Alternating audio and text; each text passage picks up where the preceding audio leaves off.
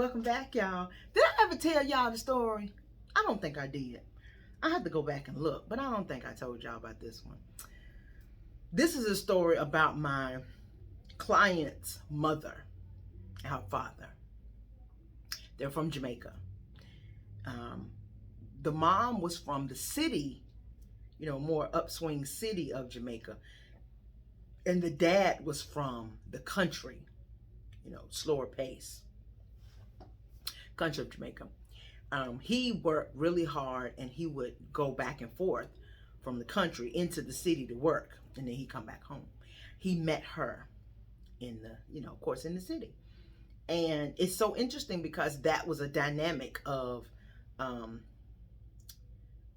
uh, I guess, elitist, you know, um, class systems, or, you know, that type of thing, because the people that were in the country always felt like the people in the city weren't good enough, or vice versa, you know. Anyway, so he meets this woman in the city of Jamaica, and I'm just saying city of Jamaica. I don't know where it's Kingston or, whatever. I don't know. That's why I'm just gonna say city and country. Y'all got it. He meets her and they start dating. And I don't believe that she had a thought that she was better than anybody, but they felt like that's what she thought, like she was better. But he really adored her, whatever their relationship was. It was a good one because he really, really appreciated and showed his appreciation for her. So he would buy her things, and they would, the sisters, his family, his sisters, they just didn't like it. He had a huge family. I'm talking, I think it was like 20 children, a variety of, male and female. So I don't know how many of them, but let's just say 12 girls and then 8 guys. And that was the dynamic of the brothers and sisters. But he decided after meeting her that they were going to move to the U.S. And so they moved to New York, which I'm sure you all have heard that particular story. Is really a pattern from a lot of people from Jamaica moving to New York, and that's where they lived. His family did not like her at all. In turn, his family didn't like his children. Like, that's just what we're not doing, y'all. We're not doing any of y'all. So when somebody would get married, or there was a death.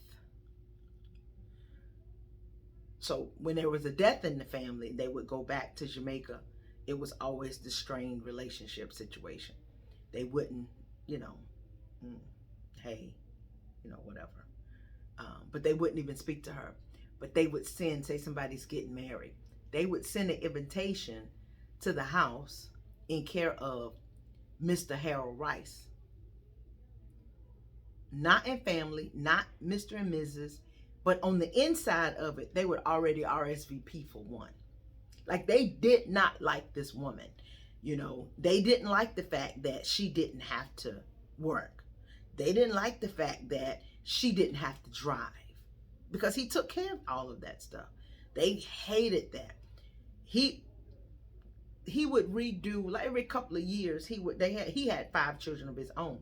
He would redo the house, when it came to, like, mattresses, and maybe redo the furniture. We're gonna swap this out and bring some new furniture in.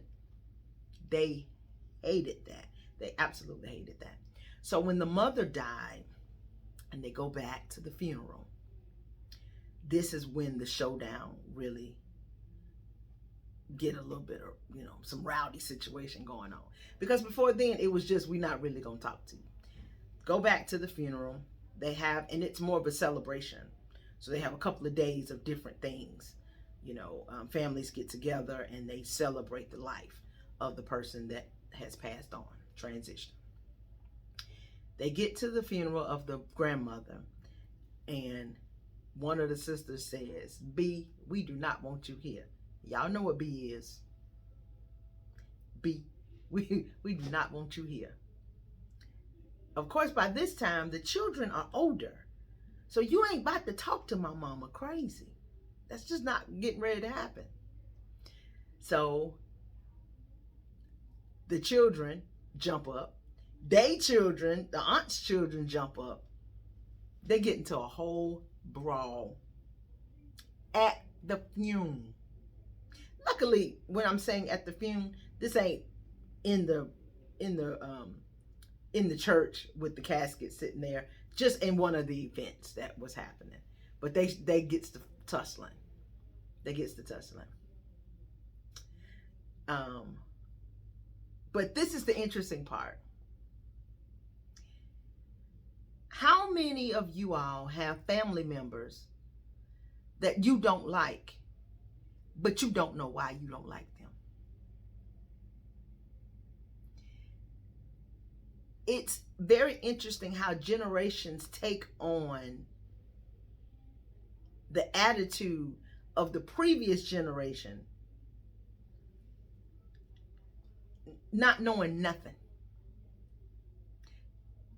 Have no idea of what the situation is, what we don't like, what happened.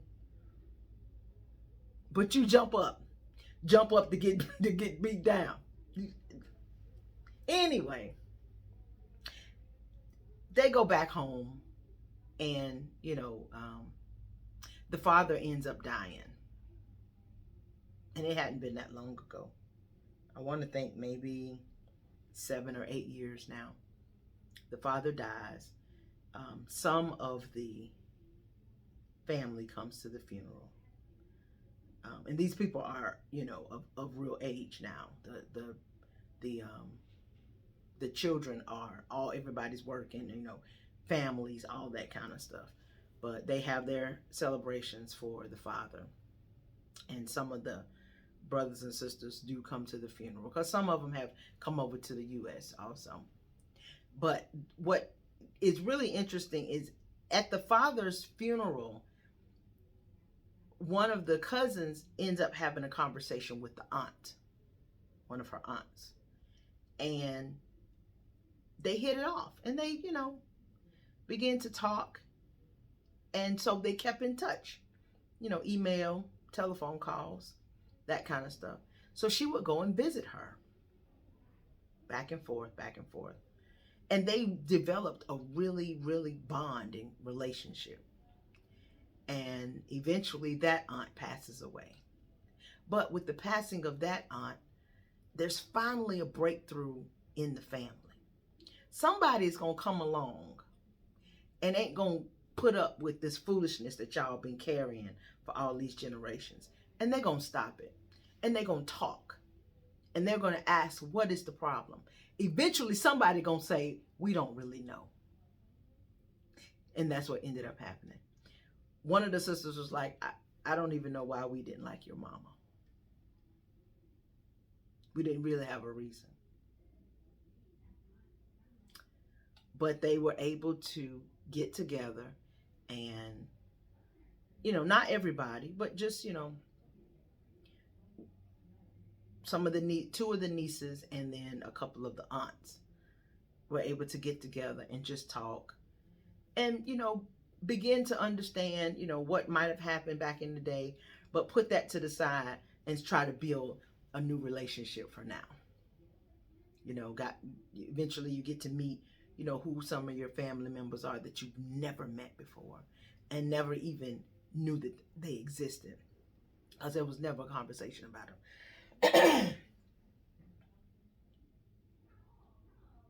So they were able to get together and talk, and now, they have family for real. Not just people that they know of, but they actually have real family in Jamaica and in the U.S. So, I don't know, somebody somewhere is still holding on to some grudges that your mama told you about. And if you sit back and think about it, it don't even make sense. And I guarantee you, if you really put that to the side and get to know these people who have been a part of whatever legacy you have come from, you'll be able to find something in common with these people, and they'll be a blessing in your life in one way, shape, or form. Or vice versa, you'll be a blessing in theirs. But at some point, we got to put all this, stuff that great grandmama told you about such and such. What that got to do with the price of tea in China at this point? Like, literally. If y'all can put in the comments what that got to do with the price of tea in China, then we can talk about it. It doesn't really mean anything. The grand scheme of life, where people are leaving here left and right, what does it really mean? That's the challenge for today. Figure out, and if you don't have any of this kind of stuff going on, you lying. Because you got it. All families have. You have something going on somewhere. But figure out how you can be more of a light in your family as opposed to holding on to those grudges of other people. Because that doesn't benefit any of us. Ever. Anyway, I love you. And ain't really nothing you can do about it.